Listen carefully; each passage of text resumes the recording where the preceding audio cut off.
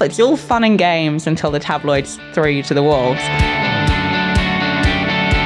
I'm really, really proud of being Richard and Judy's daughter. I'm not in the public eye anymore, really. Like, I'm a health and fitness author, broadcaster, coach. I digress.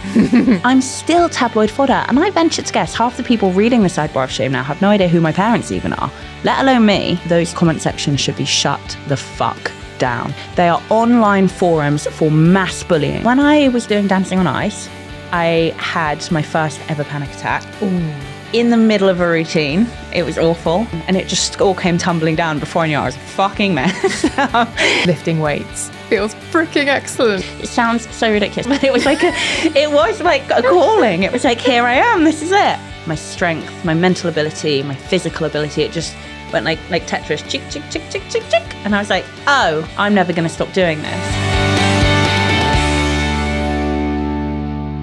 My guest today is Chloe Madeley, a personal trainer, coach, author and mentor whose experience in health and fitness has earned her the position of one of the most trusted names in the industry.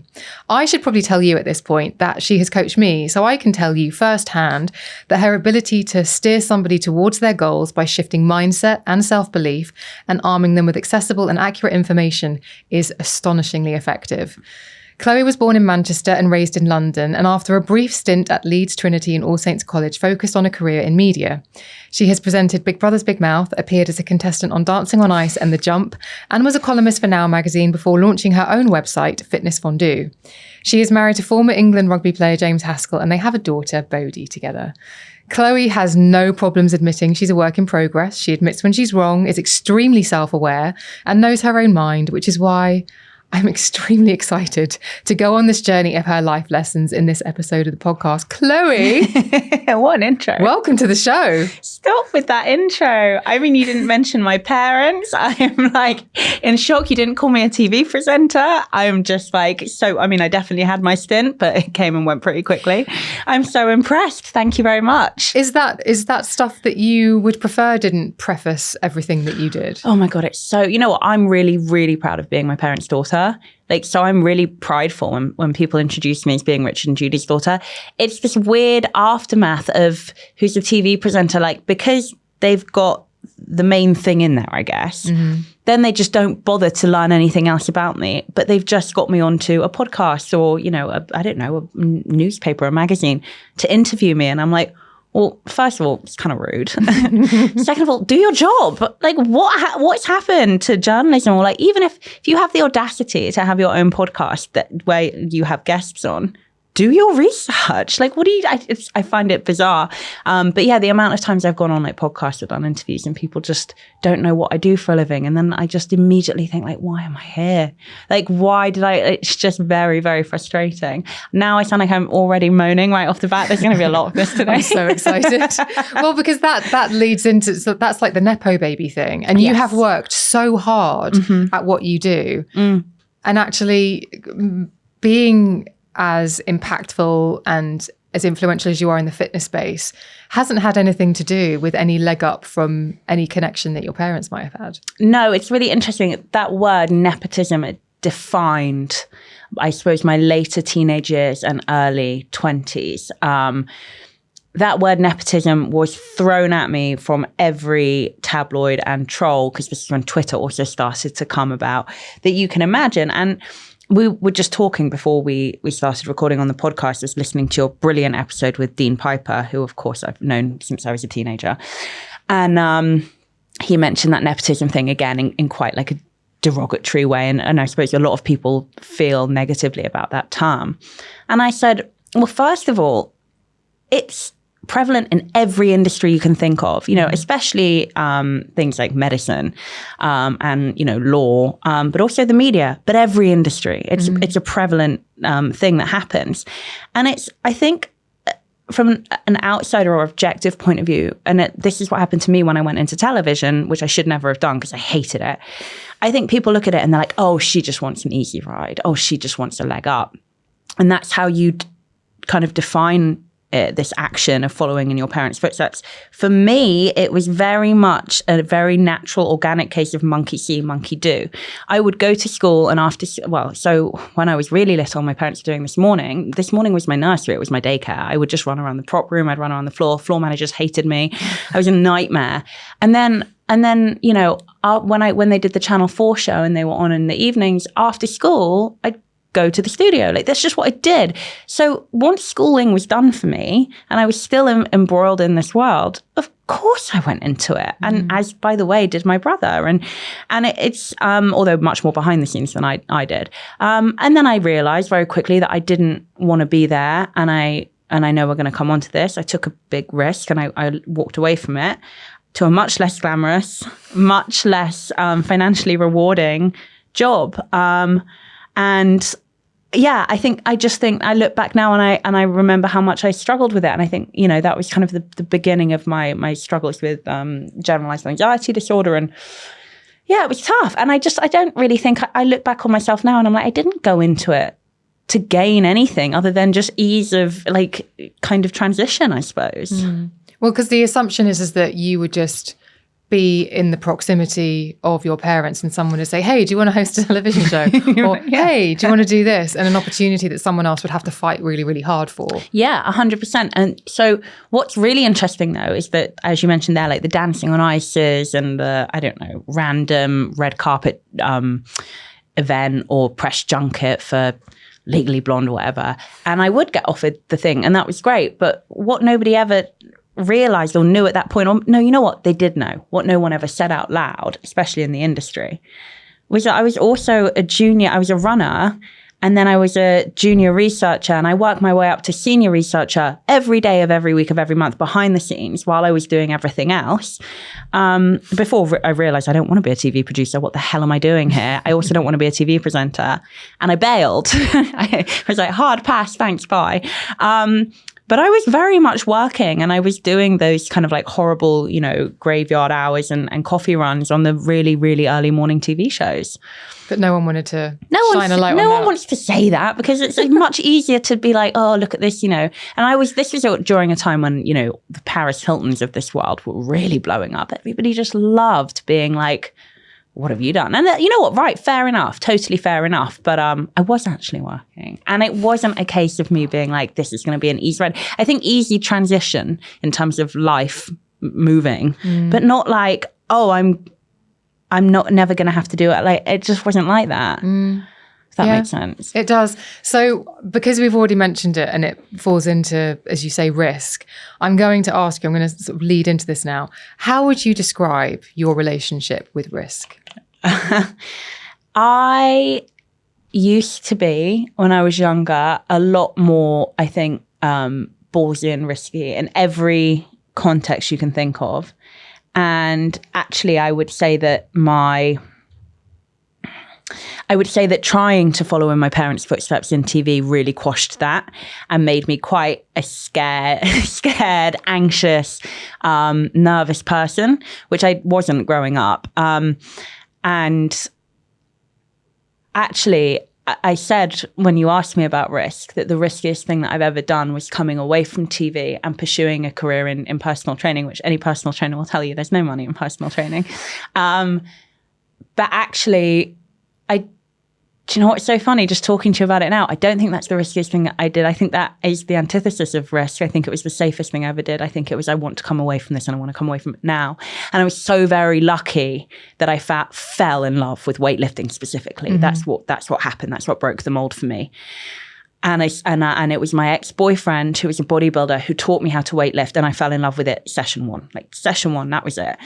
And I'm so lucky that I found something that I loved, and there was someone to teach me how to do it who was a personal trainer, that showed me that there was a life and a life outside of media that I could safely pursue. And so actually, ironically, I don't think it was the riskiest thing I ever did. It was the opposite. It's the best thing you ever did. Yeah. Oh, definitely. So if you had thought at the time, this is a big risk, me leaving media, what was at stake? I knew it's hard when it's really contradictory, which is, my favorite road to walk down. I know. People like, this makes no sense. It was equal parts of I am my father's daughter and, my husband's wife. There was a part of me, especially as a teenage girl, that did really like attention and did really like kind of performing. And that's why I did Dancing on Ice and the jump and things like that, because it's a real, it's a challenge, it's a performance. And it was equal parts, again, contradictory, I know, equal parts of being like, I am probably never going to be like the center of attention ever again. I'm never going to be like relevant again. And I need to kind of accept that and walk away from it. And also running away from the word nepotism. Again, you talked with Dean Piper, the tabloid press kind of just really going for me constantly. And it was still very difficult to reconcile. And I think I heard Vicky Pattinson talking about this really recently. This idea that, she did Geordie Shore, she blew up, and then she did The Jungle and she blew up and she won. And then she had this massive influx of work. And we all know that fades. Mm-hmm. And feeling like, if I'm not relevant, if people don't care about me, if I come away from the spotlight, where do I get my self-worth from? But still, I'm really happy that I did it. It saved me 100%. I think what's really interesting is because of the connection, people would assume that you just said then tabloids would come for you. There would be this assumption that actually you'd get more of an easy ride. No. But no. No, it was horrible. It was horrific. And that's why I ran. I realized quite quickly, like I say, I didn't really care about being on TV. I didn't really want to be a TV producer. And the trade-off that I was getting with the treat, like obviously the flogging from the press that I got all the time, it just wasn't worth it. My mental health just crashed and burned. And thank God that I found what I found, like weightlifting now, that led me into everything that's happened now. Because not only am I lucky enough that I found something I want to do, which in and of itself is really rare and a really miraculous thing, but also it just happened to be something that was going to mend my mental health and help me maintain my mental health. Training and when the word control falls on the wrong ears, especially in the context of what I do, people go, but for me, in the context of my mental health and what I was going through with GAD, I needed that. I badly needed that control. You said that recently, and it really stuck with me because I sometimes don't say what I'm thinking about my issues with food and body image, because I know that to somebody who had a more restrictive issue, they would look at what I'm doing and be like, red flag. Yeah. But anything on the wrong ears can be dangerous. 100%. And I have to tread very, very carefully in my industry, which is obviously like a homing beacon for people who've had issues with food, exercise, body image. I've got this big flashing kind of lighthouse light to them, yet I have never, ever had an experience with an eating disorder. I've definitely over-restricted, when I had a photo shoot, whatever, and completely pendulum swung the other way as soon as the shoot was done. And I can kind of understand it from that angle, but I've never had an eating disorder. I definitely overtrained, but I never would have called myself an exercise addict. So I have to be very careful with my wording and an awareness of my audience and where a lot of them are coming from when it comes to things like that. So for me and anyone can relate, who's had, mental health issues outside of food, body image, exercise, will understand that control can be a wonderful thing.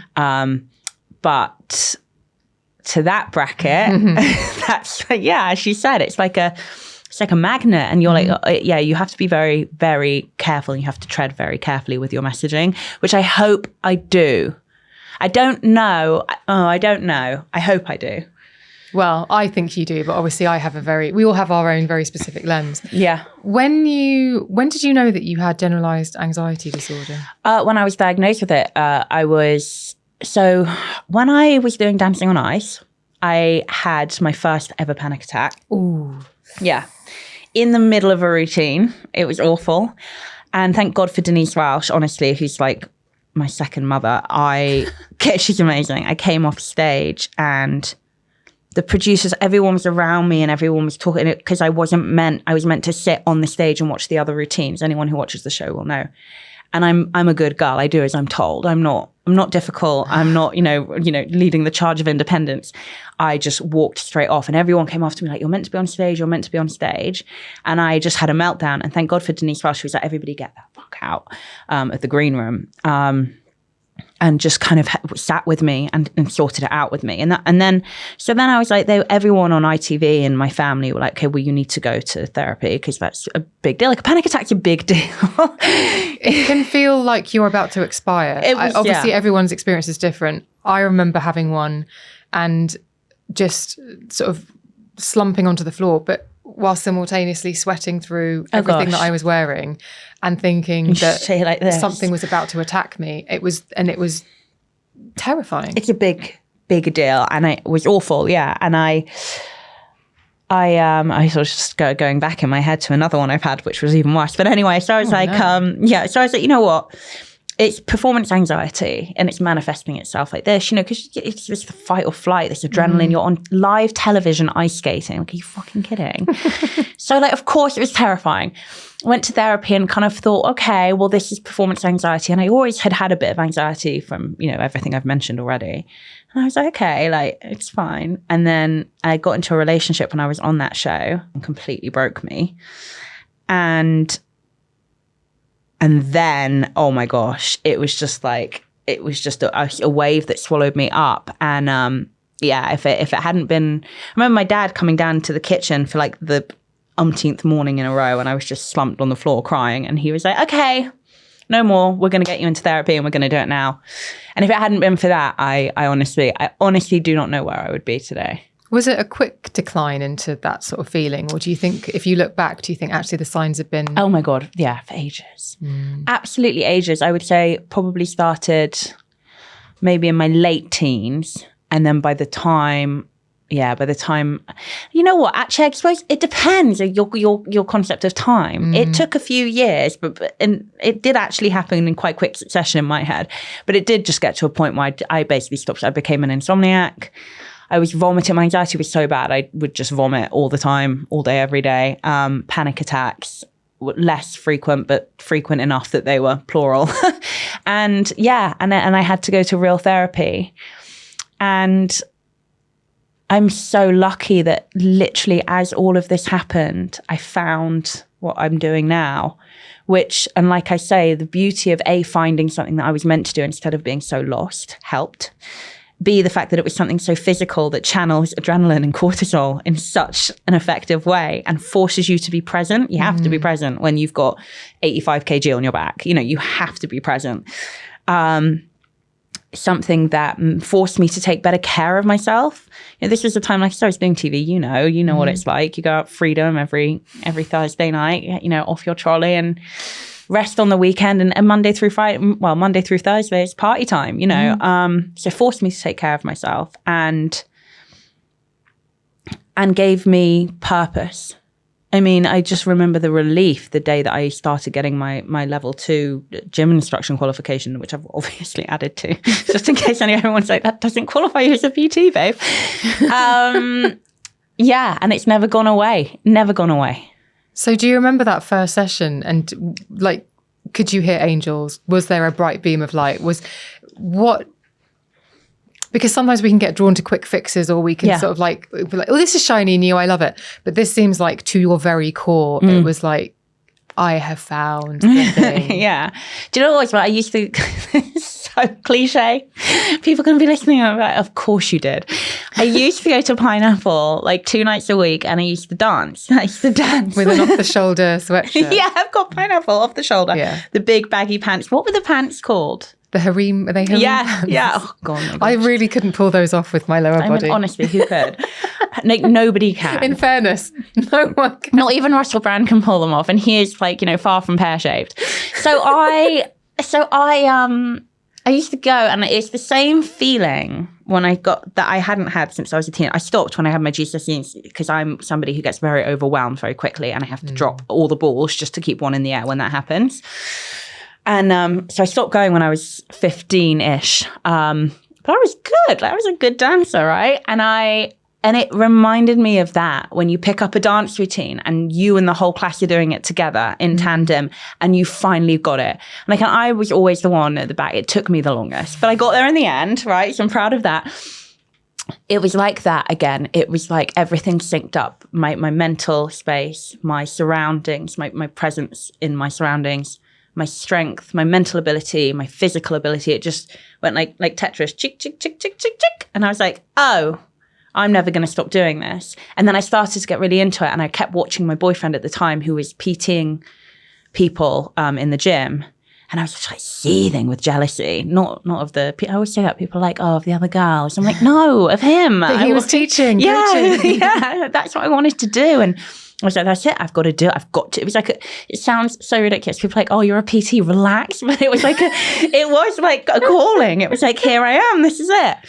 And I just loved it. And I love writing. So the fact that this was at a time when everyone had a blog, now everyone has a TikTok, but this time everyone had a blog. I was like, well, I'm going to have a blog because I love writing. And I remember day one of my PT course, I wrote they said, write on a piece of paper what you want to get out of this. And I said, I want to build a career lifting, teaching other women how to lift, and writing about it. And I literally did it. And I truly, truly feel like it was the stars aligned and it was meant to happen. What you're describing as well as getting into a flow state. Oh, yeah, exactly. I love that. And I love how you said it. Well, I just sort of like, let's bring the woo-woo to it. Yeah. Because it is really, sometimes you just know and you don't need to be able to explain it to somebody. Sometimes everything just fits together. Yeah. And it's meant to happen. You just got to go with it. 100%. It's happened again to me recently, and I can't talk about it yet because it's a project that is definitely in the very early stages. I got to a point recently, like coaching, where I've just, not the EC method because I have Emma, and obviously it's group coaching, so it's a bit different. Just for context for listeners, so Chloe has something called the EC method with another trainer who's been on this podcast, Emma Story-Gordon. Mm-hmm. That's where I did my coaching with you guys. And you smashed it. I smashed it. Well, also I'm just like, Exactly. I won't ever go anywhere. Whenever I find out they're having a meetup, I'm just like, I'm coming. But that's just one thing that you do with the group. So that's group online coaching. That's group online coaching. So we have like a few hundred women in there, and we're Ollie. And Ollie. Let's never forget Ollie. We actually had Ollie and 2 other men on the last round. I actually don't think Ollie came back for this one. Anyway, I digress. So we do it very responsibly. I mean, I say it almost like, we don't really coach everyone, but we do. We do the workouts, and obviously we do the nutrition coaching and the live Q&As and the podcast. We do it all. But then I have my one-to-one, which is much more bespoke. It's a much smaller group of clients, but it requires my full compassion, attention, focus. And I've realized that recently that I can't do Bodhi, the EC method, the one-to-one coaching, write my 5th book, and 2 podcasts. It's too much. And I'm like, okay, something's got to give. And again, it's just mad how the stars kind of aligned and a flow state has ensued. That's given me the opportunity to come away from one-to-one, to spend more time with Bodhi, to do something new, to match pretty much financially what I'd be losing by doing that in a time where I'm still furnishing a house, which is so expensive. It's happening again. And I just feel so, I feel so lucky because for so long I was like, oh my God, how am I going to do this? I can't come away from this thing because then I'll lose this. And it's very interesting. I do think to be really woo-woo about it, putting it out there and kind of, I don't know, people seeing things in your life shift can have a knock-on effect, and then your life will shift with it, which is really interesting. Yeah, I do think sometimes you have to make room for things. And you think there isn't any room, but it's weird how little things can shift. Yeah, I remember a few years ago being in this really financially lucrative consulting job. Yeah. But it was killing my spirit. Yeah. I hated going into it. But I had wanted for such a long time to have a job that would give me some financial security and just like keep the wolf from the door. Of course. That I was like, well, I have to overlook all of the things about it that are just horrible. And I was on the train into work one day and I dozed off on the train. And when I woke up, the clearest thought was, you're going to miss something major if you go in one more day. Yeah. So I went and resigned. I love this. This is amazing. It's really stupid though, because financially it was a really stupid thing to do. But something from within just said, even though you're trying not to see the bad in this, it's taking up all of your attention and you're going to miss a golden opportunity. Yeah, you'll fall down. And so sure enough, within the next 6 weeks, something else much better turned up. I love that. And that's the thing. I suppose that was a big risk coming away from TV and making, I mean, again, got to keep referencing your podcast with Dean. He talked about how much money there was in TV then. There isn't now. Oh my gosh. It's nuts. And knowing that PTs, you know, I would make at best in London £50 for an hour's work. And then I would have to drive around London because I wasn't working in a gym. I was self-employed. Go to another client, which would take an hour. I mean, it was like, and I had to move in with my parents as well.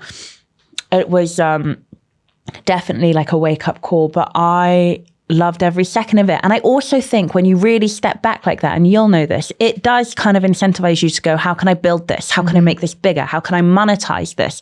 You know, we talk a lot about this on the EC methods. I'm sure you know, like people don't like talking about money. Money's a fascinating thing.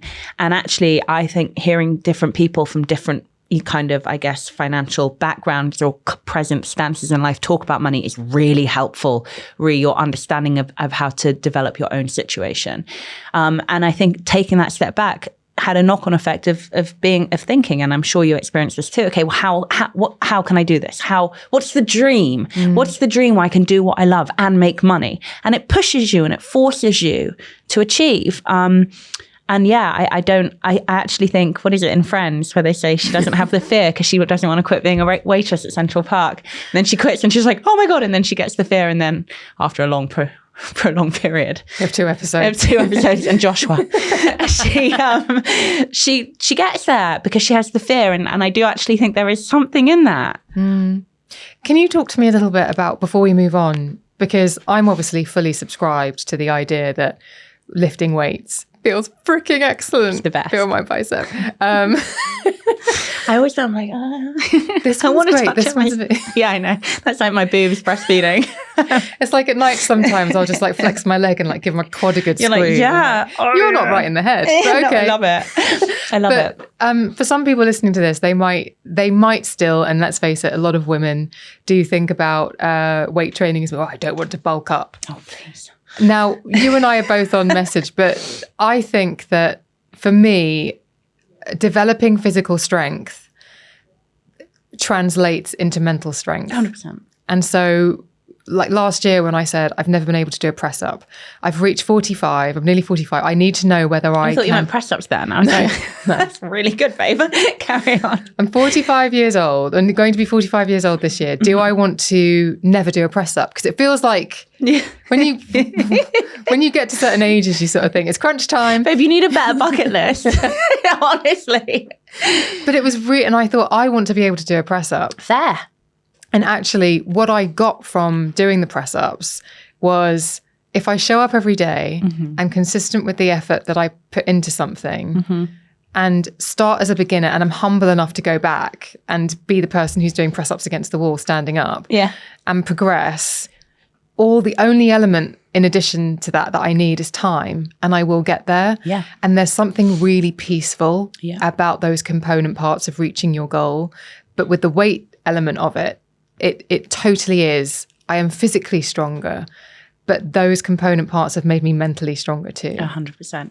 A lot of therapists liken it to a lot of people who suffer with anxiety disorders really benefit from training and cooking. It's this kind of methodology of putting one step in front of the other, building something bit by bit, piece by piece, in the end to create something fantastic. And now I really hate it, and I really fight against it with my clients where they're like, I know food is for fuel. I'm like, bullshit. There's nothing wrong with comfort eating to an extent. Why do you think we have this restaurant culture? You know, you go out, you sit down, you're cooked for. It's lovely.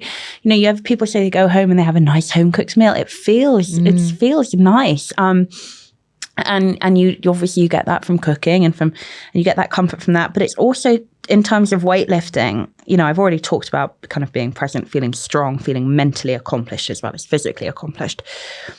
But having such a positive impact on your body that you are doing for you. and I think a lot of us, all of us, especially after all the lockdowns, can relate to not treating your body very well for a period of time. I think a lot of people either stopped exercising or over-exercised, or a lot of people drank too much, me, or a lot of people actually let certain mental health disorders that they had not let, that's definitely the wrong word, but saw certain mental health disorders they had kind of come to the fore. It's a lot harder doing something good for you than it is doing something bad for you. A lot harder. And I think it gives you such a sense. Hit me right between the eyes, sorry. No, it's true though, isn't it? Yeah. And I think it gives you such a sense of self-worth in your own ability to take care of you. Like, oh, I can do this. It changed me. It changed my life. And it changed many people's lives. You know, it's so funny. This sentence makes me sound like such an old, but I have to say this. So I went on Celebrity Pointless with James the other day, and like he asked everyone to introduce themselves, and he was like, "What do you do?" And I was like, "Oh, you know, I write books," and like kind of like almost like I was with loads of celebrities. Like, I'm not in the public eye anymore, really. Like, I do what I'm a coach. I'm a face-to-face PT. I'm an online PT coach. I'm a health and fitness author, broadcaster. I was just like, I don't belong here. Like, this is not my world anymore. And I was like, and he was like, "Oh, so what got you into it?" And I just like giggled, and I was like, "Oh, you know, I lifted up a weight and it changed my life." And I heard myself and I started laughing. And he was like, "Anyway," I moved on to the next person, who I think was Charlene Thingy from ITV News. Anyway, James was like, "You just sounded like you made yourself sound like such an idiot." And I was like, because I heard myself, and I understand when I'm out of my environment, my echo chamber, my goldfish bowl, it sounds utterly ridiculous what I'm saying. Oh, you know, picked up a weight, changed my life. In my echo chamber, in my goldfish bowl, everyone knows what I'm talking about. Yeah. But it was really embarrassing. And now I'm absolutely dreading, talk about anxiety, just dreading it coming out. And everyone was going to watch it and be like, "Who is this girl? What's wrong with her?" Are you hoping that they'll just edit it out? I really hope they edit it out. So bad. But I think it's really difficult to explain. Yeah, it is difficult. But I also think that you have this unique position of you walked away and yet it doesn't take much for you to make the news. And I'm talking about the sidebar of shame here. You will do a social media post about breastfeeding and boom, within 18 hours, it is up and it is shared in a way, and you are written about in a way that doesn't come from a kind place, it seems. No, God, no. Do you know what's so interesting? Right. I'm not really in the public eye anymore, although that might change a little bit in the coming months. I'm not really in the public eye anymore, and I haven't been for years, especially since, like, I would say, when was the first lockdown? March 2020. And I promoted a book from my kitchen, literally, like, lucky that it was a cookbook. I promoted a book from my kitchen in the January 2021 kind of book PR machine that I had to promote it in. I did it, you know, on my iPhone in my kitchen. I didn't do any of the TV shows, didn't do any of the circuits. Also, a lot of the female mainstream media don't want to touch me because they think that my messaging's bad, which couldn't be more wrong. But we are in a self-love, self-acceptance movement now. Makes note to come back to that. Makes note to that. We're in a self-love, self-acceptance movement now, and they don't want to see a blonde girl who's kind of in shape talking about why women should change their bodies, right? You know, in our context, we know that means weightlifting, you know, taking care of your body. To them, they see it as body shaming. And it's not of the fashion. It's not. And that's why I personally think, and I actually have had a very prominent male in our industry come in at me and about this. But I think that in the mainstream media, if you want to be successful in the health and fitness space, you're going to have a lot better luck at it if you're a man. It doesn't sit well having another woman, especially if she's young, blonde, Richard and Judy's daughter, you know, likes to pose in her underwear on Instagram, sit there and talk about what you should be doing, like what you should be eating, So I actually think the mainstream media space is wide open for men. And I think the only female who'll conquer that space is a female who is solely coming at her body from self-love and self-acceptance. I can't remember where I was going with this, but I'm having fun. Talking about you being picked up, like your Instagram posts. So I wasn't doing the mainstream media route, and I haven't in about 3 years, and I find it utterly fascinating that I'm still tabloid fodder. I don't understand why. Maybe it's because my dad's still doing GMB. It's the only thing I can think. I'm still tabloid fodder. And I venture to guess half the people reading the Sidebar of Shame now have no idea who my parents even are, let alone me. But it's crazy. And also when you read the comments underneath them, and by the way, those comment sections should be shut the fuck down. And I have never, ever so strongly felt anything about the media or the press.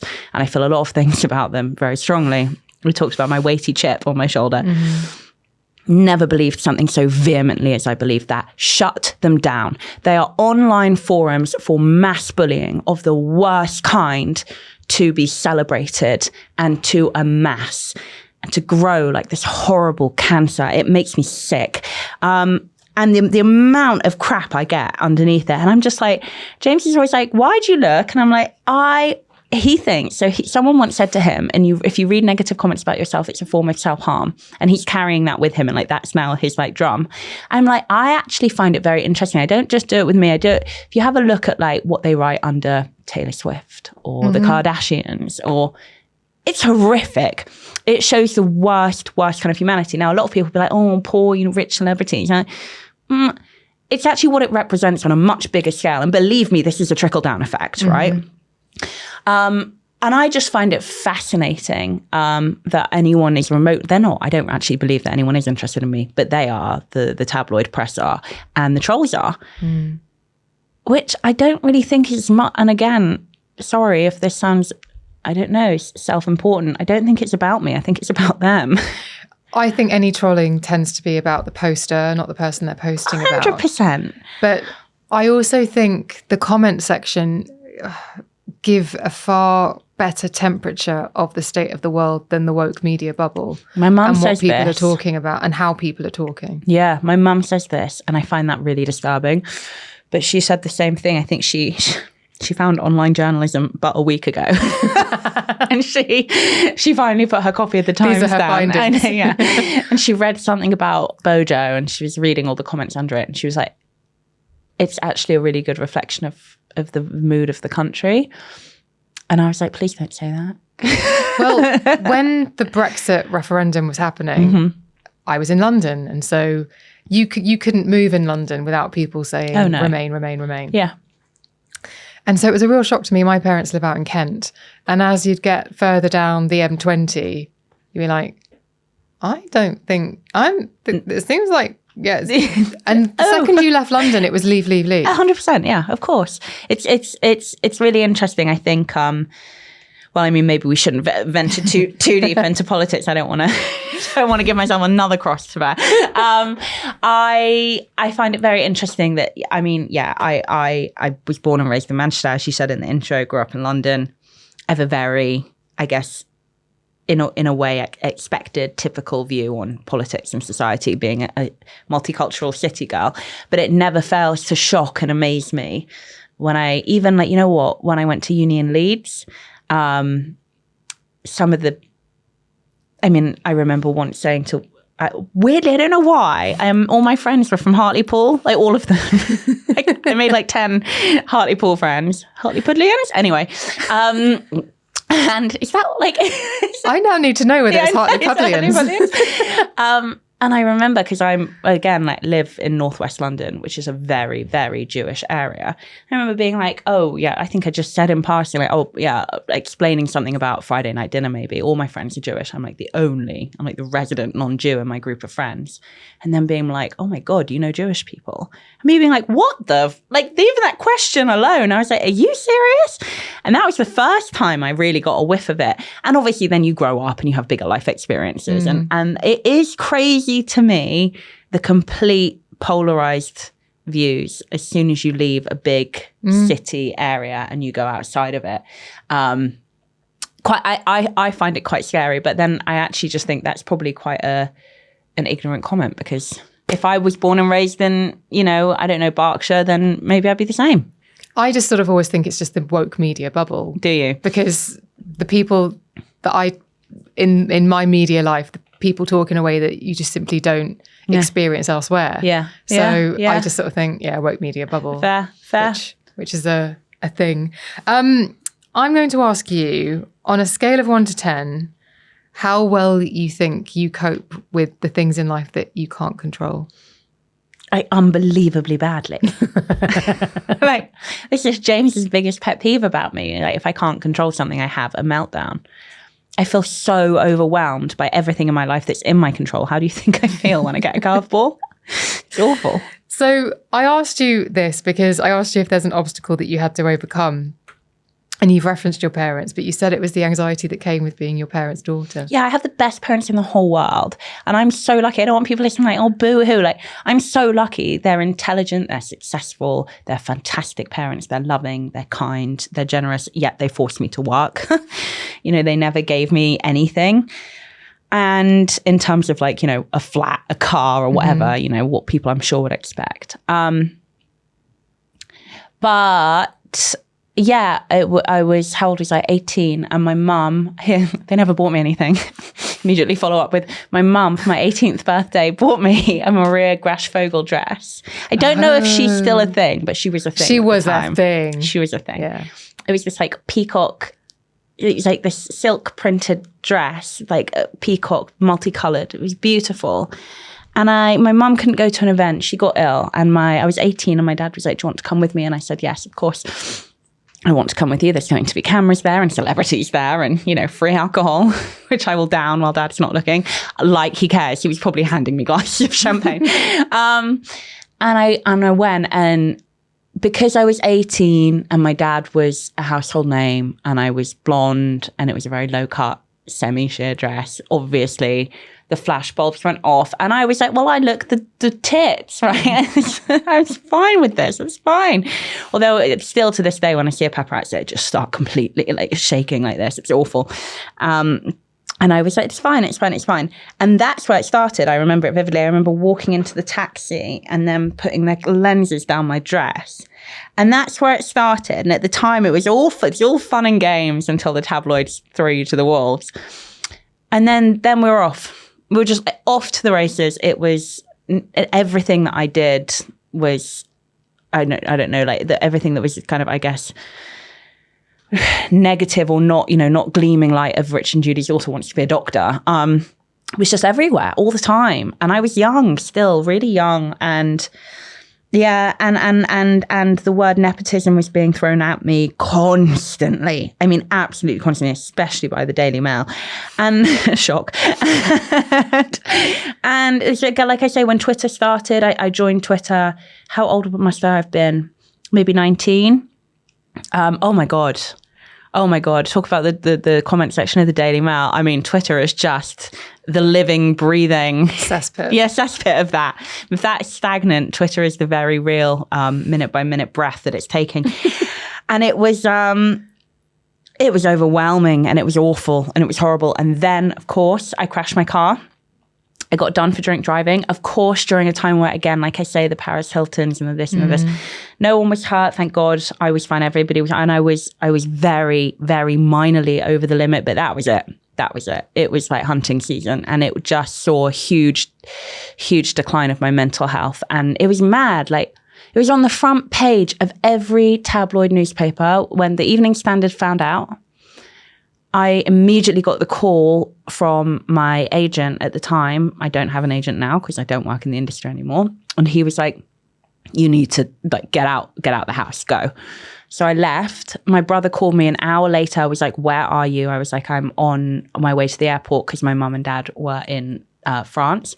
I was like, I'm just going to go there for a day or two till it calms down. He was like, Chloe, can I just please reiterate this? I was just my parents' daughter. Like, it made... and it was off the back of this that I even ended up getting Dancing on Ice because the coverage was so crazy. He was like, I can't get into the road. Like, it was the lead story on the ITV Evening News. I was the front page of every tabloid, and the Daily Mail for like, I think it was like a full 2 weeks, wrote a double page spread about me. And it was awful. It was absolutely fucking savage. And it ruined my mental health. And it just was horrific. And I was like, I was just a kid and I was a fucking idiot. But I thought I was fine. I wasn't fine. And I paid the price for that, you know, and I went to court and everything happened.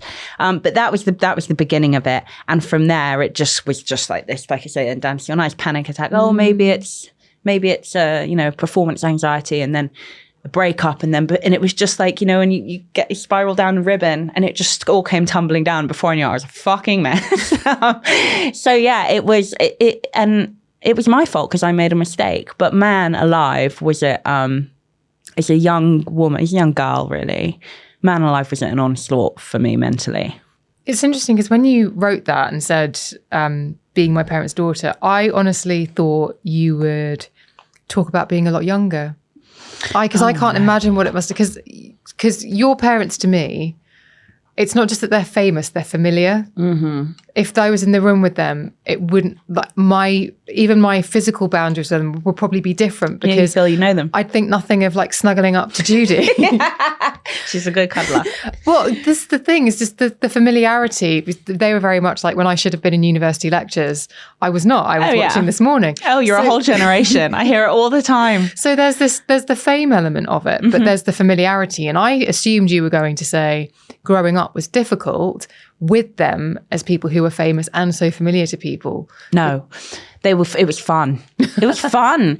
It was, you know, I was a very little girl, you know, people dressed up as the Flintstones on This Morning on Albert Dock in Liverpool. And as a slightly older girl, it was, oh my God, I'm going to go meet the Spice Girls. And as a young teenage girl, it was, holy fuck, there's Britney Spears. It was fun. It was everything I wanted it to be and more. It was brilliant. And it was, you know, Little Britain blowing up overnight, and David Walliams and Matt Lucas coming over for Sunday lunch next day. It was, are you kidding? As a teenager, as somebody like who thinks she's a Spice Girl, is Britney Spears' biggest fan.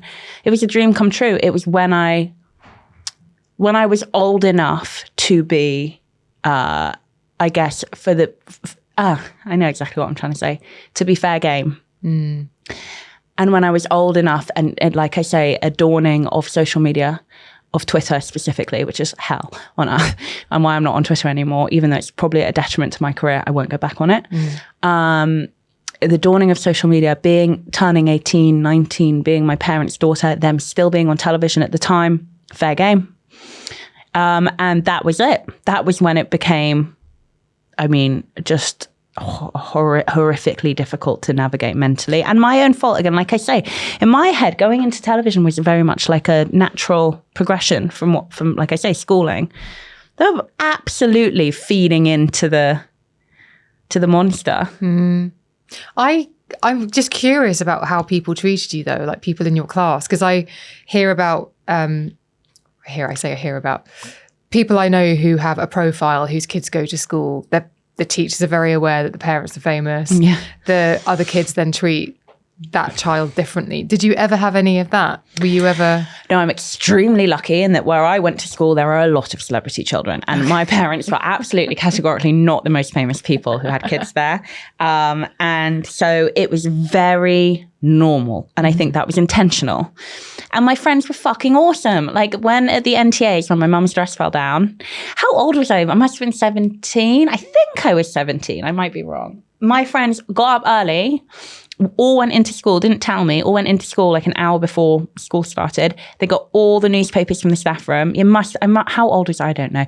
Got all the newspapers from the staff room, went into the library, got all the newspapers from the library, basically took all the newspapers out of the school. Because it was front page. It was front page. I mean, I didn't care. Mum didn't care. Nobody cared. I mean, the irony that John Leslie was the one to zip her up.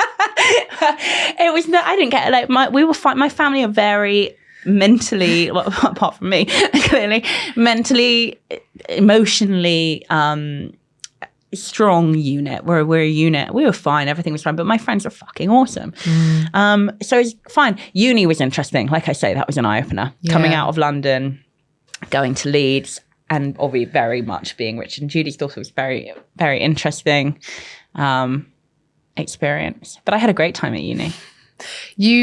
Obviously, your relationship with your friends and family, and from what you've just said, but also listening to you on the EC Method podcast, you talk about your friends and your family in such a brilliant way. It's obvious how important they are to you, but also how much work you all put into it, remaining and continuing to be as strong as those bonds are. And so when I asked you about what your biggest challenges that you faced to date, it was when that might have been in some jeopardy, when there was just so much going on, so many balls in the air, and trying to maintain relationships with all of those people whilst moving on to, whilst including work and all of those sorts of things. I can force myself to stay on top of work even when it gets so overwhelming, and when you're self-employed, that's quite difficult. And I want to seek refuge and support in my family, and that's and my relationship. My social life is, without a doubt, and all of my friends will tell you this, the ball that I drop the most often, and the thing that I find the hardest to maintain. And the thing that I vow every time I pick it back up again, I'm never going to do it again, because it makes me feel so much stronger and more sane and more loved and more normal. I really struggle with overwhelm. I do not understand how people are on WhatsApp all day, every day. I know you hate WhatsApp. Hate it. To me, it makes me feel sick. As soon as I go to open it, I'm like, here we go. And I know that I'm going to spend a significant portion now of my time responding to every single person. And by the time I finally got back to everyone's replied to me. And it's like this never ending.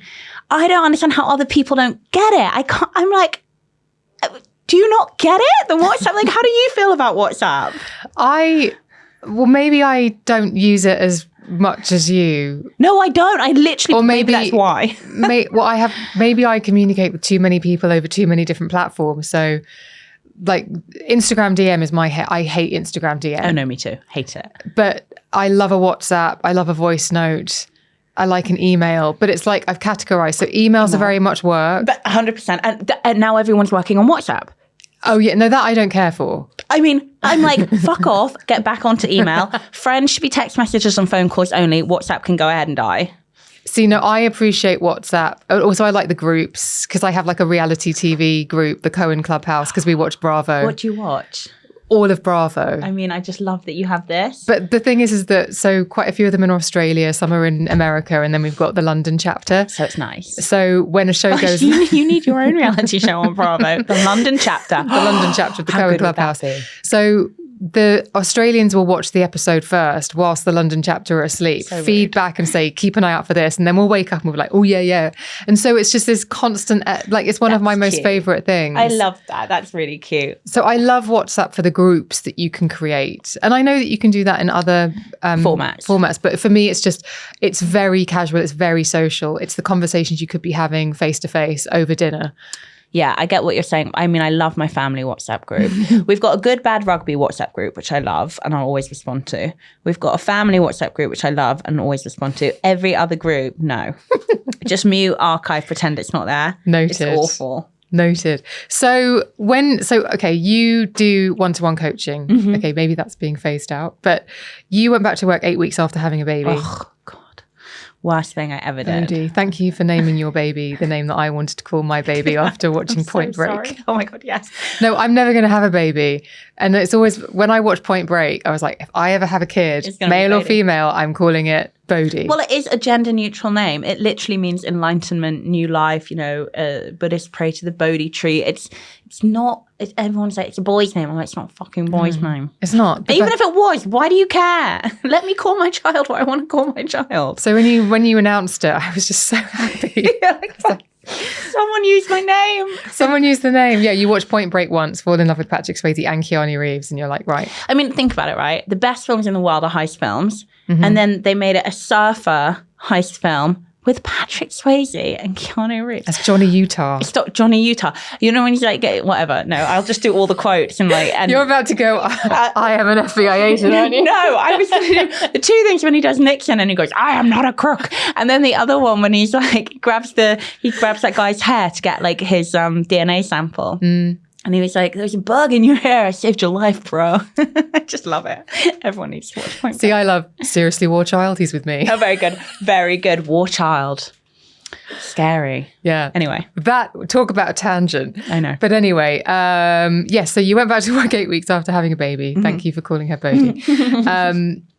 And so with coaching, with the one-to-one, with the work that you do, it is extremely giving. And so saying how important your relationships are with your friends, your family, and your husband, plus you've got people who you're coaching one-on-one, plus I see how much effort you put into the EC method, and it might be online coaching, but it's very hands-on. It's very hands-on. Like if you post, say you're a bit confused about what dumbbell to buy next, maybe that was me, and you say, what dumbbell should I buy next? You are in there and you're answering, like you and Emma are very good. So there's a lot of giving.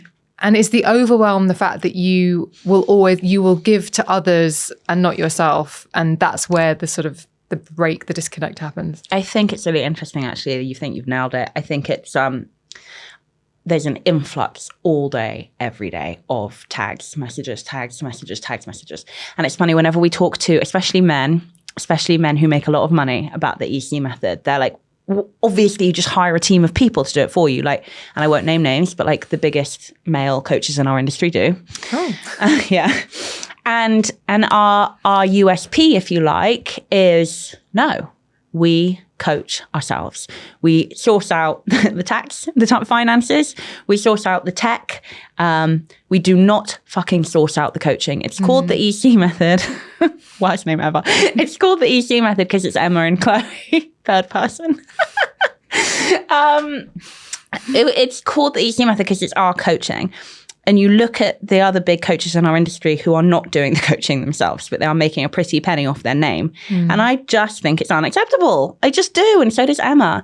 So we coach. And what comes with that is, as I said, an influx of, for my one-to-ones, it's emails. From the EC method, it's Facebook tags. Then you have your WhatsApp groups where everyone's working now. All my friends are, all the groups are. And then you have your text messages where slightly older people will flow in, and me, by the way, big fan of the old text message. And then I have my Instagram DMs, and I've got like just shy of 300,000 followers. And go, look, and then, mate, I think it's got a lot to do with it. And a baby. So I realized this very quickly. I was already struggling for all the reasons I've said. And I just also want to add that it's a great privilege that I love my job. And I am, as I hope everyone's picked up so far, I'm so fucking grateful that I found this, and that I wouldn't be able to do it if I didn't have the audience that I have and I didn't have the clients that I have. So huge Can gratitude. I say something else there? Because one of the things that I'm really aware of as someone who has been on the EC method and engages in your content is you are constantly learning, you and Emma. Like no piece of research is going to come out and be live for more than 24 hours without you having read it and applied it and maybe adapted your coaching, which I think is a real testament to how seriously you take it. Yeah, thank you. And that's not without huge effort and constant fear and anxiety that we're going to say something, we're going to get something wrong, something that's been debunked that maybe came out while we were on the live, which happens. While we're answering a question about it. So we really keep on top of it. And the beauty is Emma and I were interested in very different fields. So I love the physique space, and that's the narcissistic vein, how do I look space. But it's the science of it that I love, so I don't even care. Emma is much more entrenched in actually really quite specialist subjects, whether it's, I don't know, lifestyle kind of cancer recovery treatment, or things like diabetes. That was her come up, really. That's what kind of parlayed her into doing what she does now. I'm obviously now pre and postnatal qualified. Emma's just done 2 different courses in menopause, I guess, considerations when coaching. So we are both very across our field in a vast spectrum. And I appreciate you saying that because it's hard work. It's not easy. But yeah, it's very overwhelming. And I think when I had Bodhi, I really realized I have part-time childcare because I need the childcare to work, but I also want to be with my daughter. She's still very young. She's only 6 months. And I'm completely obsessed with her. And I tried, because I work from home and I'm self-employed, to have her and coach, which I do pretty much all day, every day. And she's screaming for me and she's not well. And I'm sad and anxious and nervous and I want to help her and I can't. And I've got one of my clients, asking me if it's possible that she's gained a pound of body fat overnight, which, we all know because we've had the chat 1,000 times. It's not possible. Your body doesn't work like that. And I suddenly realized I was having serious compassion fatigue because this much more visceral connection over here that needs me is screaming for me. And I was like, oh, fuck, I can't coach and be a mum at the same time. Like, I will not be a good coach, nor will I be a good mum. I can't do this. So now on the days when I have Bodhi, I don't even attempt to talk to clients because I'm not a good coach and I won't be a good mum. On the days where I don't have Bodhi, I'm so grateful for the outlet of being a coach and my clients and the conversations that I love to have and that I'm so well informed in at this point. I know that sounds like I'm tooting my own horn, but it's true. And I get a huge kick out of that. So it's definitely a big learning curve. Was it also the first time you had to put that boundary in place? Because I think especially women, although that is a vast generalization, but tend to be shapeshifters and load bearers. I agree. And just take on more and more and more without letting anything go. I agree. So was that the first time you had shifted gears in a way where you said things can't be done simultaneously? Yeah, I think you're right. You load bear and you manage and you manage and you manage. Same thing could be said when I started to get anxiety. But yeah, and I agree. I think you're right. I know it's such a huge generalization, but I agree. I think women are like that. We're multitaskers. It's what we do. And then something changes, like the straw that broke the camel's back. And for me, it was that visceral tie and connection and paramount importance that is my daughter. And it, like I say, it's visceral. I don't even have to think about it. It's just there. And it just like a firework just goes smack. When she's crying, everyone else can fuck off. It's that simple. And yeah, it hit me hard. And I was like, oh, okay, something has to give. And it is giving, as I've kind of intimated. And I'm shifting gears a bit in a way that's going to allow me to spend more time with her at this young age. You know, she's not going to be this little forever. Less time on kind of client work. And it needed a shift. And like we talked about, I think I opened the gates for that to take place, and it's starting to take place, and I'm very grateful. Okay, that's really good. Okay, so let's talk curveballs then. How good are you at handling a curveball? No. No. If I can't control it, there's a problem. I told you, like, I really struggle with overwhelm. I think people say this word now, like, I don't know, maybe it's like a word of the moment or kind of like a humorous thing. Like, it's a problem. Like, it's really hard it's debilitating. When I feel like I can't catch my breath and I have this 1,000 different things all happening at once. It's probably why I hate WhatsApp. And it's just... like fight or flight. I'm like, no, it's fight, flight, or freeze. I'm a freezer. Yeah. Yes. I freeze. I'm just like, it's the worst. I've definitely in the last 6 months experienced overwhelm in a way that I have for a really long time. And what happens is I try to outwardly look like I'm not overwhelmed. Yeah. But often what happens is I talk absolute nonsense. People ask me a question. I'll be like, yeah. And I'm answering them in order to answer them. Yeah. I said that to Emma this morning about coming on this podcast. I was like, sometimes I'll get asked like big questions, which I know that you ask, which is fucking fantastic. And I don't know how to answer it. So I just talk bollocks and it's so transparent and it's so awful. And I was just like, yeah, that 100% manifests in the exact same way for me too. Almost like cotton mouth. And then you realize you've left someone, you're like, I've just said some really misleading things to them. Yeah, I've misrepresented myself so badly. And I'm not a fake person. Like if you ask me a question, I will same. Bring you the truth. Yeah. And so to realize that the overwhelm is manifesting in just sort of saying something for the sake of saying it. Yeah. But not saying the truth because I can't handle it. We used to do this on the EC method when someone would ask a question and we didn't really know the answer because there's a lot of women with a lot of very specific questions. Like, what was the one we got recently? I can't even remember. I think it was on like MS and L-carnitine. It was really complicated. And we got asked this really random left of field question, which neither of us knew how to answer. This was way back when we started. And we just tried to like bollocks talk our way out of it. And afterwards she was like, did you know the answer? I was like, no, neither of us knew the answer. And I said to her, next time we just have to say, I don't know. She was like, 100%. No, we do. Well, I don't know. Let me go and read up on it. Because we don't know everything. Or please, can you share a little bit more information for context? Yeah, you know what? Tag us in a post, give me some info. By the time you've done that, I can look over the broad spectrum of what you're asking. And together, this is what being a good coach is. You've got to be malleable with your audience. And I'll come back and I'll apply the science because reading scientific review is really hard. Reading scientific literature is really hard. There's a book on how to read scientific review. Is there? Yes. That's really interesting. So it's like, I'll go away and do that. That's my job. Then you, in the meantime, are going to tell me everything. So I've got the context. I'm going to come back with this information. I'm going to read your context. I'm going to make it applicable for you as a client. And that's what makes you a good coach. And it all starts with saying, I don't know. And I think, again, a lot of people are not comfortable saying those 3 words, but you have to, or you won't grow, guys. It's so true. And actually the relief you feel when you actually say, I don't know. Oh, you're free. It's the best. I don't know what I'm expecting. I think I used to be scared of saying I don't know for a long time because I thought people would be like, oh, well, I won't ask you again. You're stupid. Yeah. I get that too. Again, being my parents' daughter, because they're so wildly intelligent and well informed on everything. I spent my whole life terrified that everyone would think I was stupid, which they did.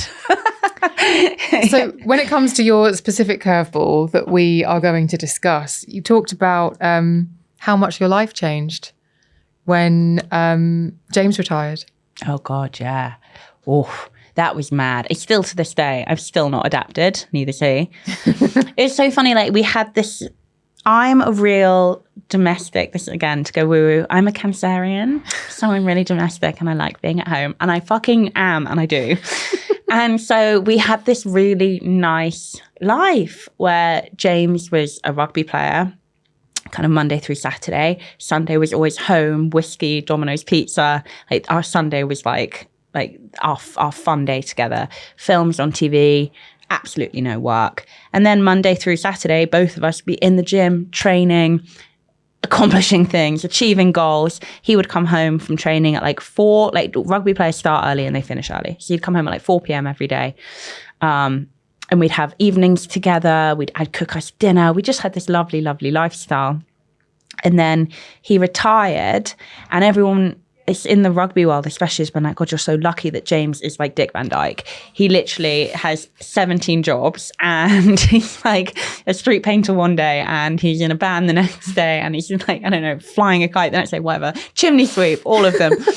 And you're so lucky that you don't have that fear that when he retires, he's going to stop making an income or get depressed because there's nothing for him to do, et cetera, et cetera. Actually, you know what that's a brilliant thing about James, is that he retired and he just went on to his 17 other 1,000 projects. But that came hugely at the expense of what I loved about our relationship, was this domesticity and this real kind of Monday to Saturday, I should say, like drive, accomplish. And then this Sunday, like home together and obviously dinners and stuff. Now, I would say I see James maybe 2 nights a week. And if I'm lucky, not at the moment because of the Six Nations, I'll get a Sunday with him. And it's horrific. Like, because it is not what I signed up for. Definitely not how I want my domestic and kind of marital life to be. But he's so fucking happy. He's got 2 residences in Ibiza this summer. So he's going to be flying to and from Ibiza from May through to September. He's on tour right now doing his own little stand-up tour. That was so patronising. It is a little stand-up. He's doing little venues, and it's just him going around and doing a little stand-up tour versus Good Bag Rugby Tour, which I think starts next month, and that's a big tour. And then, I mean, it is just like, it's never ending, and he's so happy, and he's, you know, doing great in terms of his career. Like, I would say since he retired, I think he's more probably well known and successful in a way since he's retired than he was before, and that's fantastic, and he's happy, and that's great. But yeah, that's been a huge adjustment, and I'm not adjusted yet at all. But that to me makes me feel overwhelmed listening to it. Oh, it's horrific. It was what you had before was routine. You know what the week was going to look like, and there's a certain amount of mental safety in knowing what the next 7 days are going to look like. And if every week is different, that's going to add to the existing things that are inconsistent. Yeah. No, I really, also this thing, so James has ADHD, which has a lot to do with it. So he can't focus on one thing at one time. And if he does, well, he can't. His focus will shift. Like, he'll be halfway through unloading the dishwasher and then there'll be plates and cups everywhere where they're kind of in the kind of ish region where they're meant to go, and there's still some stuff in there. And then he's in his office DJing, and I'm like, like, I'm a box ticker, okay? This is how I thrive. But he thrives in chaos, and I don't. And it is, without a doubt, when you ask that question in that question now, it's like 100% the biggest adjustment that I've had to make. Yeah. And I'm, like I say, still not there. Even bigger than having Bodhi. Like, even more like overwhelming than that. Have you had to almost grieve the life that you had before? Yeah. Yeah, definitely every day. I'm still grieving. Yeah, definitely. Loads of people, I'm sure, can relate when you have to move for your partner, or, you know, your partner changes jobs or something happens. I mean, I think there's a significant portion of people out there who don't talk about this, but who regret having children. which obviously is like the worst thing you can say and people don't talk about it. I'm very lucky that I'm not in that camp, but I spent my whole third trimester terrified that I would be. It's a lot, a lot of people can relate. It's a big change when you're not someone who likes change is difficult. How do you cope with the change then? Is it thinking about this will even out or it'll look like this in the future? Is it a case of, well, it's not how it was, now is kind of turbulent, so focusing on what it could potentially be in the future? Is that grounding? No, it's compassion and being a supportive partner. If James even tried for a second to tell me what to do with my life, we'd have a big problem. So just because he's doing something that I don't like and makes me feel quite uncomfortable and like lonely at times, which is part of the reason why I was so insistent when I got pregnant, we moved back to London. He's happy and he's thriving and I love him. And love is selfless. I don't know if you've heard. So I just have to kind of pat him on the back and say, good for you. Keep going. By the way, I hate this. Just remember, I hate this. So if you're ever ready to stop. But until then, go. And that's how I deal with it. That seems really fair. Because you're being really clear about your feelings, but you're also allowing him the space to do what he wants to do. I do feel a bit guilty. Like I do, as much as he feels guilty, being like, I just booked 2 residencies in Ibiza that are going to take me, May, June, like 5 months. 5 months to complete. And I know that he feels guilty bringing that to my door. I feel guilty that he feels guilty. And that I'm not like, crip walking in high tops, bum shorts around a pool in Ibiza with, plaits and sparkly face gear and like, yeah, fuck yeah. I'm like, oh God. Do you know what? It's really beautiful. It reminds me of a couple of friends of mine. Obviously, COVID was horrible for lots of people. Yep. And a friend of mine, when everything relaxed, just said to her husband, if you get work, take it. Don't consult with me. Just go. You couldn't work for 2 years. Yep. So if you get it, if it's offered, take it. 100%. I'll support you. Yeah, I think completely. And that, rings true for me as well. Keeping James, I talk about ADHD, Dick Van Dyke, keeping him locked up in the house for that. I mean, wow. And I vividly remember him being like, is it okay if I don't come home for we have a rule now, it doesn't work. But, the intention's there that if he's gone more than 3 nights without coming home, on night 4, he'll come home. And I remember him being like, do you mind it? And I was like, no, just take it. Like, you have to, look, guys, part of you have to grow up at some point and realize that your marriage is about compromise. And that's how you both find happiness. And like I say, turning the tables on you. If James was like, no, I don't want you to do another round of the easy method, I'd be like, fuck you, I'm going to do it. Do you know what I mean? It's, it's being a grown up. Yeah. That's a good way of looking at it. What would happen if he said the same thing to you? Yeah. So, yeah.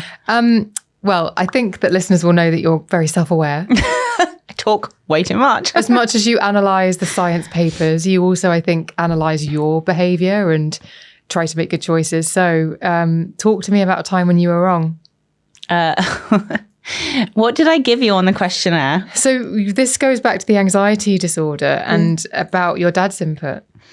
And the fact that you thought that you could handle it all on your own and it would all be okay. Yeah. And you know what? I wonder how many people out there, I made this my mission for a while. I don't know how many people out there, and I doubt anyone listening to this podcast, because you do such a fantastic job of shining a light on taking care of your mental health in every element. You should be so proud of what you do. Thank you. I don't know how many people out there are in this headspace of, I know there's something wrong, but it's okay. I can handle it. I knew that I wasn't sleeping. Obviously, I was being like violently sick a lot of the time. I was desperately unhappy, spiraling into depression. And I remember for years being like, no, I can handle it. I can handle it. I can handle it. And if it hadn't been, and I was completely wrong, I couldn't handle it. And if it hadn't been for my dad walking into the kitchen that day and literally pulling me up from the floor and saying to me like, enough is enough. I can't help you. You can't help you. There are people, by the way, who can. Let's get them on board. And actually going about it, not procrastinating, sorting it out that morning, booking me in with a therapist and making sure that it was genuinely kind of signed, sealed, delivered for me, because I was incapable of doing it. And I think I was just burying my head in the sand. I honestly, truly don't know where I'd be today. And I've lost friends from who've had really horrible experiences with what's happening kind of outside and also inside their own head. And when it didn't end very well for them, I really struggle because it's kind of like someone's holding up a mirror of what could have been for me.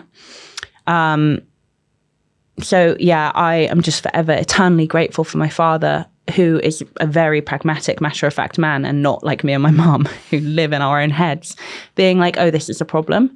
Thank God for him.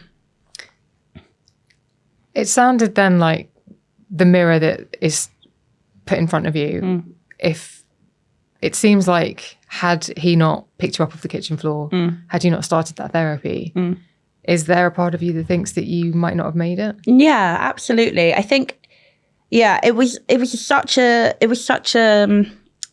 snowball of things that happened over a period of years that kind of culminated in me feeling like I shouldn't, like I just was like the worst, most embarrassing, like most underaccomplished, most ridiculed person. And it was embarrassing for everyone around me. And it was horrible. It was a horrible thing to go through. And like I say, I've had friends in a very similar situation not come out the other side of it, but feeling the exact same way. This is so embarrassing. And I'm such a joke. And, social media and the press and all of these things have a lot to do with it. They didn't come through. I remember vividly when certain things have happened, reaching out to people like this and saying like, listen, do not buy into this narrative, whatever you do, and they did, and it didn't end very well. And I'm so grateful that my dad is my dad. And I'm so lucky, I talk about, the anxiety and all the kind of the tough things about being my parents' daughter. At the end of the day, I hit the fucking jackpot. My parents are incredible. Which is funny. And I just honestly, I just encourage anyone who knows anyone who's going through a hard time. Sometimes I know everyone's like, just ask the question, are you okay? Sometimes it goes beyond that. Sometimes like actual practical action is what's needed. Act, really act. And because when you really see it go the other way right in front of your eyes, man alive, do you wish you could turn back the clock and do more than you did? And I know that I feel like that with certain things. It's important. Do you feel capable to send the ladder down? And what I mean by that is that sometimes on the road to recovery, you need so much of it for your own recovery that it can be hard sometimes to help someone else. Even though you might be able to see very, very, very, very clearly that they also need the help that you've got. It's almost like I'm not robust enough yet to share this. Give you, No, I know when I see people who I love struggling, I feel like it's my duty to help. And actually, like I say, the real struggle comes when it doesn't work. But I do find this interesting. One of my friends is a very accomplished psychologist, and she says that people tend to have two responses when they see other people struggling with the same things they've struggled with. One of two, I should say. One, that they immediately rush to them. They have this kind of compassion and they want to help because they've been there and they recognize it and they want to help. And two, that they feel repulsed by it and they don't want to look at it because they don't want to be reminded of what they've gone through or how to deal with it. And I think that's so true. There are certain things I've gone through and I'm very, very bad with dealing with friends who are going through a horrible breakup or a hard breakup because I'm so scared. Like, that happened really badly for me. That was one of the things that contributed to me having a bit of a spiral. I find it very difficult to be around. But in this case, with kind of, this feeling like you're being hung out to dry and it's getting out of your control and you have completely lost control of the way that your name is being thrown out there or your own narrative, that I feel very, very, very strongly that people need to I feel very defensive of people and myself. Anyone who follows me on social media will know I'm not scared to stick up for myself now. So it's funny. It can go either way, I think. I think recently there was a post or there was a news article that was written about you based on something you wrote about going back to work and about earning. Yeah, it's so ridiculous. And it was taken out of context. In fact, I didn't see what was written, but I believe from what you said, it was taken out of context and it reflected really poorly on James. Yeah, both of us. That I needed money and that James was like withholding money from me postnatally. Fucking bollocks. All because I said, look, I'm self-employed. We just bought a house in London. We just had a baby. You know, we're furnishing the house. We refurbed the house. These things cost money. Welcome to the real world. Yeah. I'm self-employed, as is James. It got to a point after invoice after invoice after invoice from the builders and, you know, furniture and whatever. It's like, holy shit, I've got to go back to work. And James was like, no, don't go back to work. It's okay. Like, I'll deal with this and when I tell you, okay, I can't. And I was like, no, I don't want it to ever get to that point. Yeah. And it wouldn't have, because I would have gotten back to work at that point. But I went back to work. And, you know, I'm sure you probably realized I don't have a filter. I'm just pretty much say what comes into my head that feels quote unquote authentic at the time. But it just got translated into Chloe Madeley needs the money with the very strong insinuation, or needs money, I should say, with a very strong insinuation laced throughout that James wasn't providing for us. It's just like, why do I bother with the like, they're still the same. They're never going to change. Why do I bother? And this is why I like social media, on the contrary to other conversations that people in the press like to have. I like it because you can stand up and you can stand up for yourself, and I fucking use it. And who was it? My brother the other day was like, sometimes you just come across like a little bit chippy. And I was like, good, I am. Good. It's like, I'm going to keep going. Because I get so much strength from being able to say the truth. Is this the brother who's a really successful talent manager? Yeah. Right. Dad, yeah, of course you know that. So managing other people's careers in the spotlight, I'd be like, would you listen to him maybe? No, not at all. To me, he's just my stupid older brother. No, my brother's fantastic. I'm very lucky actually. They all give completely different advice and they're all fucking brilliant and I love them. I'm just very lucky to have the family that I have. Yeah. They're lucky to have you as well. You're excellent. Thanks, babes. To Chloe, we've hurtled towards our time limit, if you like. Not that we had a time limit. But to end our conversation, I'm going to ask if you have, I'm sure you do. I'm sure you have more than one, actually. Do you have a motto or a saying that has helped you, and you can have as many as you like, God, that you would like to share with listeners to pay forward the benefits that you've experienced from living by them or it? Oh my gosh. Someone once said to me, this is going to sound, again, people don't like talking about money. But someone once said to me, if I'd listened to what everybody else had to say about me, I wouldn't be a millionaire now. And I really like that because, and you can apply it to any context, it doesn't have to be money. When you feel, and we talked about, you know, the flow and the calling and the angel singing, when you feel very viscerally, very strongly that you should be doing something or you should follow a passion or a love or a, you know, being, like I say with Bodhi, the visceral instinct that I want to be with her more. If you follow that, wonderful things can happen because all you're doing is you're opening up doors and windows all around you to letting this new life that you know you want to live, letting it flow, letting it come to you, letting it happen. And if you, like you on the train, had decided that actually you're going to get into work and get on your hands and knees, beg for forgiveness for falling asleep, showing up 5 hours late, and cracked on, you'd probably be pretty fucking miserable now. So you took the gamble and you did this anyway. So I don't necessarily mean it in the context of money, but in anything. Follow what you know is going to lead you to the best life that you can live. And by the way, I just want to remind everyone, because I'm talking about success here, success isn't necessarily financial. I mean, it's the freedom maybe to be able to go on an extra holiday with your family a year, or, you know, to go home at 6 o'clock at night finally and have dinner with your wife or your husband, or got to buy the, you know, red chair that you love in the really expensive antique shop. I mean, it can literally be anything. I think if you really follow what you know is going to make you happy and serve you well, it will serve you well. So I think that that's about tuning into what you stand for, I think. And I agree. think it's so culturally common to believe that you have to live a certain way and follow a specific path. And that starts in school, and that really disconnects you from your wants, needs, passions, desires. Completely agree. And actually it's really important work to do to Yeah. get really focused on what it is you want, be really self-aware. Yeah, what your version of success is. So for James, I think he's very financially driven. And that's fine, fair enough, whatever. He loves attention, loves the microphone, loves the camera. You'll know when he comes on your podcast. He's a peacock and he loves it. That is not me. As much as I just talk about myself. Like I say, I want to be at home.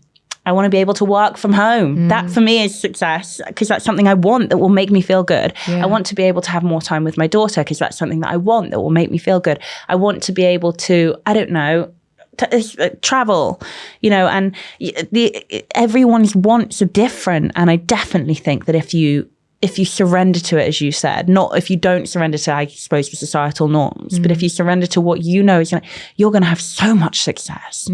And I truly, truly believe that with all my being. And I don't necessarily buy into The Secret at all.